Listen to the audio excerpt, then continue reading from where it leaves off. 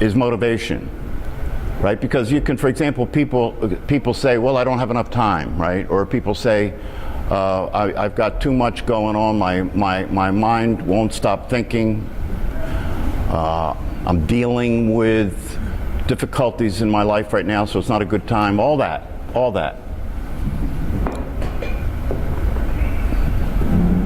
But the reason that those ideas come up and get in the way of establishing a practice is because the person's motivation isn't high enough. You know, that's why I say here, if I say to you, well, you know, if I ask you to look for yourself and see what are the limitations or the obstacles or the challenges that you face that make it difficult for you to establish a meditation practice, right?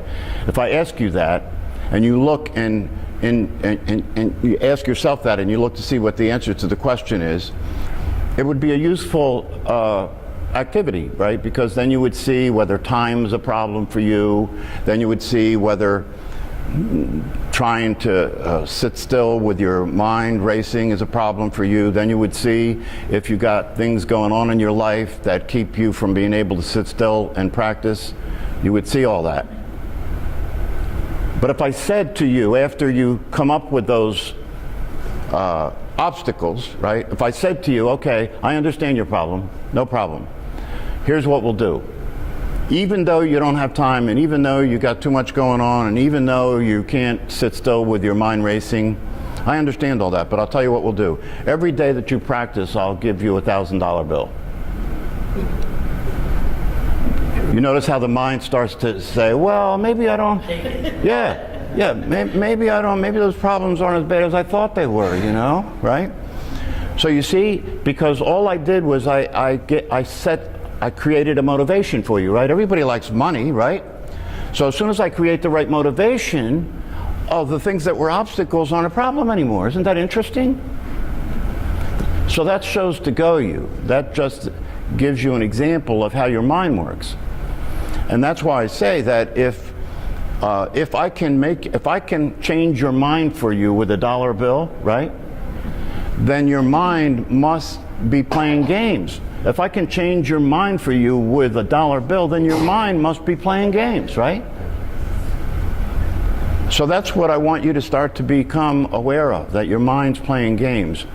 And motivation is a very important factor in terms of whether you can establish a meditation practice. It's a very important factor in terms of whether you can wake up from the dream, whether you can wake up from the habitual way that everything occurs to you that keeps you in the rat race. Motivation is very important. And that's why freedom is a good thing to talk about. It's a good thing to talk about because the reason that the word freedom is used, and the reason the word liberation is used, and the reason the concept of waking up is used in conversations about meditation is because you're not free. That's why we're talking about freedom, right? But you see, the problem with it is that if in reality you're not free, but you think you are free, then you're not motivated to get free, right? If you're really not free, but you don't see that you're not free, and you think you are free, then you're not motivated to get free. So when your mind hears a conversation about getting free or about being liberated, it doesn't really land for you as significant, because the way it lands for you is, well, you know, even if I understand what he's talking about, you know, I'm really not suffering, it's really not a problem for me. So let me just talk a little bit about this business of freedom. What are we talking about when we talk about freedom? We're talking about freedom from being stuck in a very limited, unreal experience of yourself and of life. That's where you're not free. If the only way you can experience your life and yourself is through thinking about it, that's a very limited experience of yourself and a very limited experience of life. And for most people, thinking is the way that they experience everything. They think about everything from morning to night. For most people, their life is a life that is given by thought. This is important to just let this get in. For most people, your life is a life that is given by thought. The world you live in is the world you think. Yes? Yeah, it's the world you think, right? So what you think determines who you are, because isn't it true that who you consider yourself to be is who you think you are, right? So thinking allows you to know who you are by thinking about who you are. Thinking allows you to know what the world is that you're in by thinking about it. Thinking allows you to know what other people, what's going on around you. Your interpretation of everything is given by the thoughts, the thinking. And then the feelings are related to that, right? Thinking and feeling go together, right? So what you think is related to how you feel. And those two things put together gives you pretty much the experience you're having of yourself in your life. Now, so what's liberation? Liberation is when you discover, and it's a discovery in the beginning. If you see it, it's a discovery. So it's not something you learn, it's a discovery, because the only way that you can see reality as it is you have to do it directly. It can't be something that you learn about. You know, if I tell you the truth about who you are, and you accept what I tell you like a belief, that's not going to really make any difference for you when you go to live your life, right? You'll still be thinking about everything, right? But if you see for yourself who you are directly in your own experience, that's different, right? Then you're discovering what's true. You're discovering what's true about yourself. So one way to start to look at freedom is consider whether or not there's anything other than thinking. Just consider, is there anything other than thinking?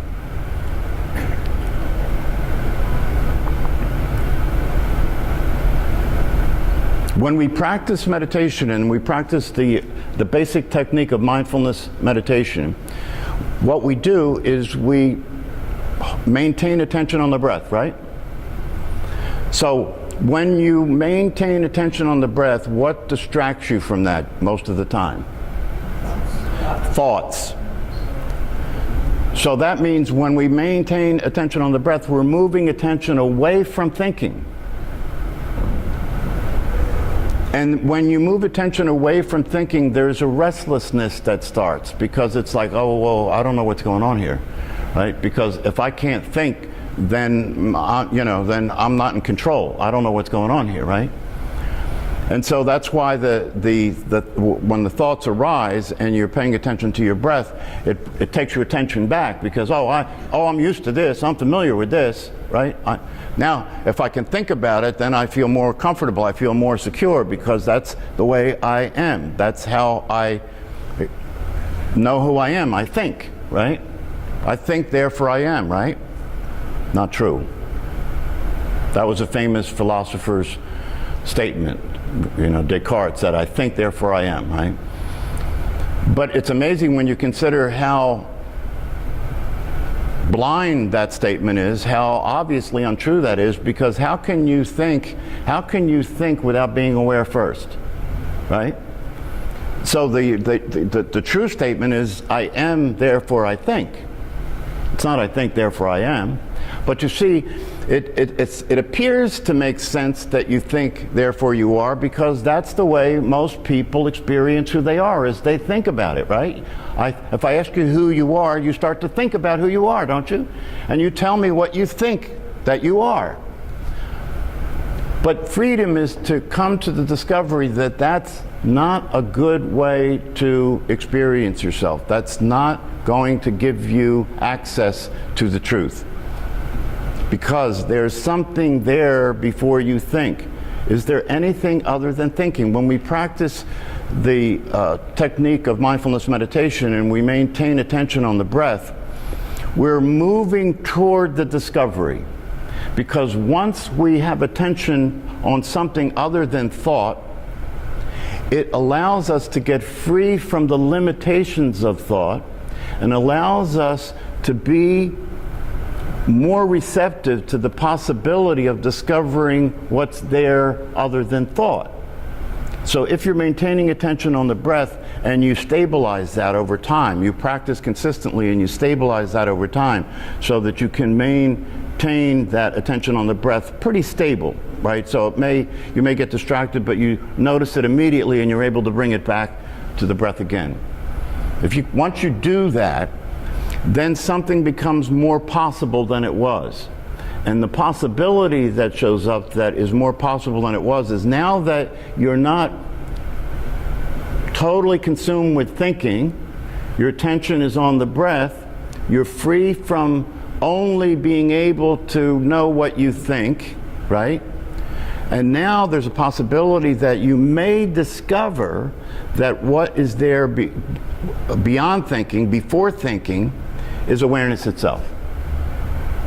Because you have your attention on your breath, it's not being taken by thought anymore, it's become more stable, and then it becomes possible to discover for yourself that while your attention is on your breath, because you're not lost in thought, it's more possible than it was for you to notice what it is that's paying attention. So it's not just attention. Attention is the focusing of awareness. Yes? Attention is the focusing of awareness. So when you're paying attention to your breath, if you allow that attention at that point to just go back to where it's coming from, it's possible to discover awareness. And that's freedom. Awareness is freedom.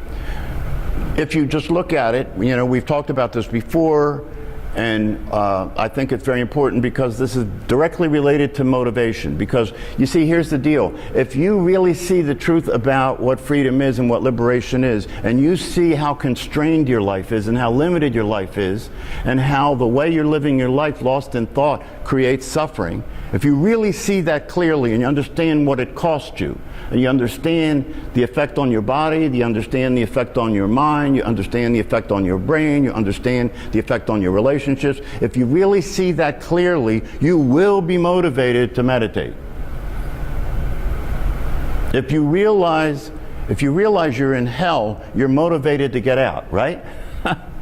But if you don't realize you're in hell, even though you are, meditation is something that you could take it or leave it, right? So this is why motivation is so important. When people say to me, every time I go to meditate, I fall asleep. What do you think? I mean, that's a common problem that people have when they go to meditate, they fall asleep, right? And the honest and direct response to that problem is, you're probably not motivated, right? You're probably not motivated. You're probably not seeing the reality of what this is all about, because if you were seeing the reality of what this is all about, you wouldn't fall asleep. You couldn't afford to fall asleep. So motivation becomes an issue. And the way to get motivated is to allow yourself to pay attention to what this is all about in terms of the issue of freedom. If you're not free, it means you're time bound. If you're not free, it means you're time bound. If you're not free, it means that you're taking the same ride that your body's on. And your body is time bound, right? That's why when you look in the mirror as you get older, it's not a good idea, right? Your body's time bound. Freedom means that your awareness is not time bound. Now, if I say that to you, you could say, okay, I get that, I can see that. If I ask you to examine awareness and see that awareness, and we've had this conversation before and we'll have this conversation again, because it's not a question of just having this conversation, it's a question of this conversation getting through to you. If it really gets through to you, then you'll be motivated, right? Because what are we talking about here? We're talking about saving your life. That's what we're talking about here. Are you interested in saving your life? And do you really understand that is in actuality, that is really what's at stake here? Because if you're totally occupied in your thinking, if you're living your life in your head, and you're totally occupied with your thinking, then you're not present. And if you're not present, you're not experiencing your life. And if you're not experiencing your life, you're dead. And if you're dead, you never lived. And you got to let this sink in. You got to let yourself make contact with the truth, so that the idea of meditation is no longer just a good idea. It's something that you are committed to doing because you know it's at stake. Because you understand that freedom is a real possibility, but only if you deal with the state of mind that you're in that is small, that is limited to thinking about everything, that is time-bound, that is experiencing itself as separate and threatened. Is this not the case? You're experiencing yourself as separate and threatened and fearful. And the experience of this separateness and this threat and this fear is uncomfortable, yes? Right? So what that does is it causes you to want to escape, right? This is not just true for drug addicts, by the way. This is true for everybody.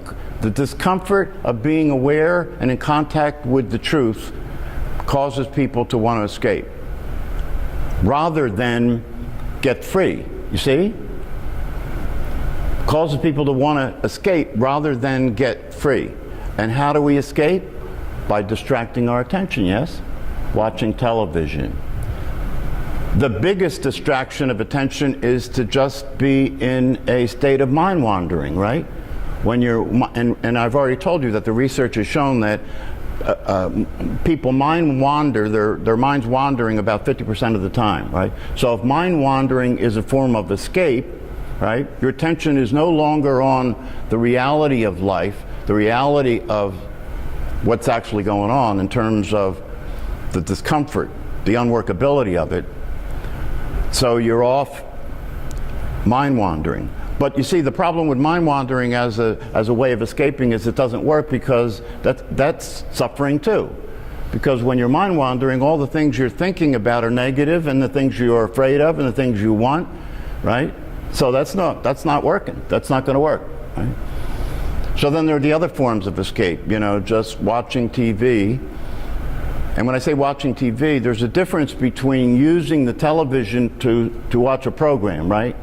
You can be conscious and awake and look to see, you know, what is of value and of interest that is on TV, and you look at that on TV. But that's not how a lot of people watch TV. A lot of people just watch TV. We'll find something to watch, don't worry. We have 150 channels. We've got to be something on there, right? So most people just watch TV to watch TV. It's a distraction, right? Or food, right? Food, it's a distraction, right? Instantaneous pleasure, right? If you're not feeling too good, have some chocolate cake. That'll do the job, right? Or then you go to the heavier forms of distraction, like, you know, prescription medication. Let's just change your brain chemistry. That'll do the job, right? And then you have alcohol, right? You have there's just some, you know, if you look at the consumer market, the psychology behind it is about distraction. It's, right? Everything. If you buy these clothes, you'll look better. If you go to the gym, you'll look better, right? If you buy this car, you'll be more attractive because, you know, the car is an attraction, right? On and on and on. It's either about looking good or feeling better, right? If you look at commercials, they're about looking good or feeling better. You can look good by having something that is better than what other people have. That helps you look good. It's part of your identity. It's part of your ego, right? Like people who identify with money, right? You hear people say what they're worth, right? I'm worth billions of dollars, right? And they don't realize what they're saying. They're saying that you are money, not you have money. They're saying, I am worth $1 billion. That's a dangerous way to identify yourself, because without the money, what are you? And you could really look at that about anything in your life. You know, if what you have allows you to feel good about yourself, who are you without it? This is a very common state of mind that people exist in. So freedom is freedom from all of it. Freedom from that. Freedom from being time-bound. Freedom from being needy. Freedom from having your happiness or your well-being be tied into what you have or you don't have. So it's very important to see that you're not free. It's very important to see that the way your mind and your brain works has you enslaved. It's tyranny. If the things that come out of your mouth that you say to other people are beyond your control and create negative consequences and suffering, then whatever's running you is tyranny. Whatever running you is using you. Whatever running you is you're the host of it. You're the slave of it. This is so important for you to see. If what you do during the day and you don't do during the day is not determined by you, but rather is determined by the feelings that you have and the thoughts that you have, or more accurately said, the thoughts that have you and the feelings that have you, right? Then that's what determines the quality of your life. That's what determines what you can accomplish. That's what determines what your life looks like to you. And that's why for so many people, whether we're talking about meditation or physical exercise or, doing the things that are necessary to produce results in life, that they can't seem to get themselves to do it. Right? Because what's determining who they are and what they do is how they feel and what they think. And they don't, they're identified with that. They don't say, there are feelings that come that are feelings that distract me or that lessen my sense of my energy to do things or that have me not feel like doing things. They don't say that. They actually say, I don't feel like it. Rather than the feelings determining who you are, you think they're your feelings. I don't feel like it. But like I said before, if somebody offered you the right amount of money, you would feel like it, right? You see where you're stuck?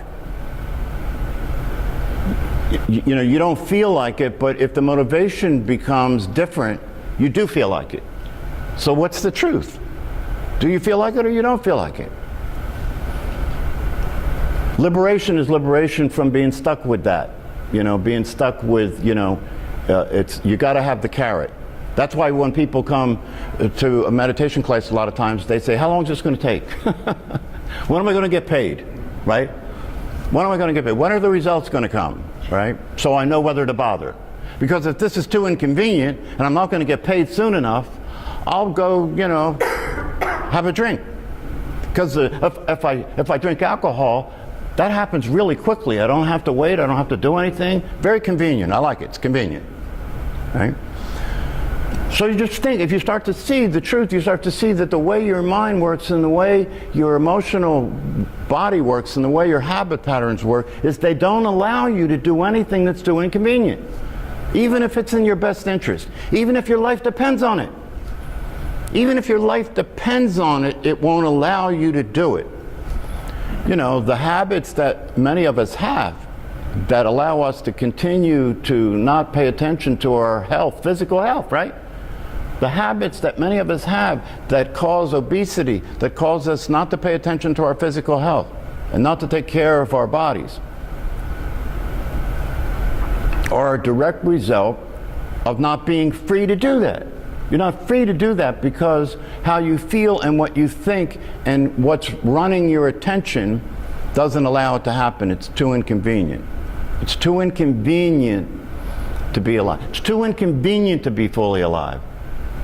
If it means that I have to sit still and deal with my mind and make contact with the truth, which is an unpleasant experience in the beginning, because if you're going to make contact with the truth, you have to face the reality of who you're being.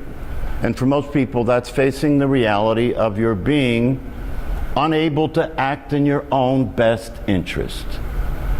That's where you have to start. That's what you have to face. That's where there isn't any freedom. If you're not able to act in your own best interest, then you can't be free.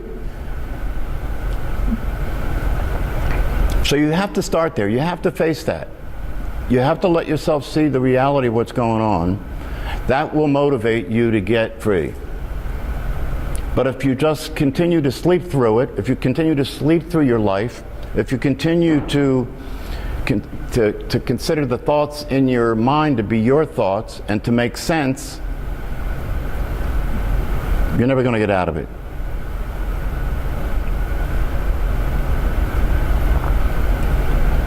So I invite you to really seriously consider the reality of your life. Really seriously consider how the truth is that we are just not free. We're stuck being what we think we are. We're stuck only doing what we feel like doing. And that gives us a very limited life that doesn't produce much quality at all. It's not a mystery. It's not a mystery. So, it's one of the reasons why I think it's very important to take the opportunity to go through this process of discovery, to go through this process of allowing yourself to see if you can set aside, just for a brief period of time, can you set aside your ideas, right? Can you set aside your beliefs? Can you set aside what you are usually completely occupied with? Can you set that all aside just for a brief period of time to see what's there when that's not there, to see what's there before that, beyond that, to begin to discover that freedom is real, it is possible, but it's not something that is going to happen unless you see the truth, unless you do what it's going to take to wake up, to get yourself out of the hypnotic trance. And nobody can do it for you. You know, it's like you were saying to me earlier, you know, as a therapist, I have people come to me all the time that are depressed and they're having suicidal thoughts, right? And you know, the reality of it is, there's actually a good aspect to that, right? Because they must be in contact with the truth to some degree to feel that desperate. You know what I mean? It's so bad that I want to get out of this life, right? So there's a usefulness in making contact with things in that way, but not useful in the sense that therefore you should go ahead and act on it. When people tell me that, you know, what I would say to them, you know, if I thought they could hear it, is okay, let's go through with it. Let's go through with the suicide, but let's kill who you think you are instead of your body. Let's go through with it. Let's kill who you think you are instead of your body, and see how that works. Maybe that will free you, right? Because if you're no longer thinking who you think you are, right? Then what's left is what? Awareness itself. And awareness is not suffering. Awareness doesn't want to go anywhere, you know. It's not time bound. But what I do say to people that they can hear is, you know, just be very clear that if you kill yourself, it's final. You know, you can't change your mind, right? And the other thing is, if you kill yourself, the you that's trying to escape, see, here's the real deal. The suicide is really a mistake. It really doesn't work. Because the you that wants to kill yourself to get relief won't be here to feel any relief. It doesn't work. It's a misunderstanding. There is no escape. It's very important to let yourself be clear that there is no escape.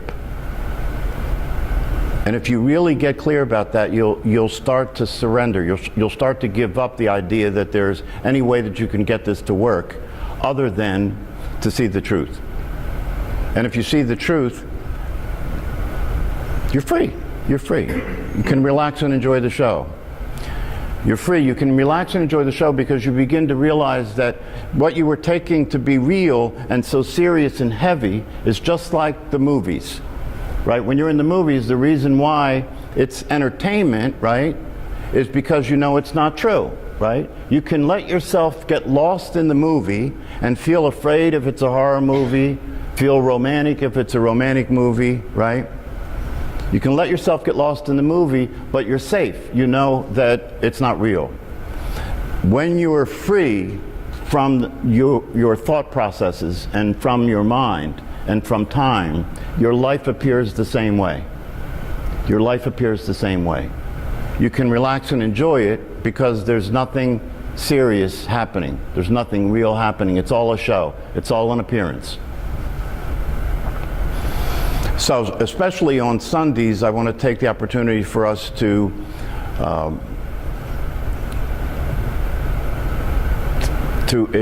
explore the possibility of discovery, to explore the possibility of discovering what your true nature is, discovering what freedom looks like. Because the clearer you are about that, the more motivated you'll be to do what it takes to have it. Does that make sense? The clearer you are about that, the clearer you are about what's at stake, the clearer you are about what's possible, that you can be free. This is the most valuable part of the message, is that it's not necessary to suffer. It really is possible to be free, but only if you're willing to wake up. And in order to wake up, you have to practice paying attention to something other than thinking. You see? That's why we're starting out by paying attention to the breath, to stop the process of there only being thinking and opening up the possibility that if you have your attention on something other than thinking, that you may discover awareness itself. If you're obsessed with thinking and you're always thinking, you're not going to discover awareness, because that's in the way. That's what you're paying attention to. That's what you're using to know what you are. That's what you're using to know what's real and what reality is. But if you can put that aside just for a few moments, put thinking aside for just a few moments and let yourself be aware of what's there, like awareness, you may discover that this is where freedom is. So let's do a guided meditation practice. And I really invite you to use this opportunity to really look and see what's there. Really see if you can allow yourself to get in contact with the awareness that you are. To really get in contact with it. If you really do get in contact with it, you'll experience a profound difference. You'll experience a sense of being at ease. You'll experience a sense of being relaxed. You'll experience a sense of being at home if you really experience making contact with it.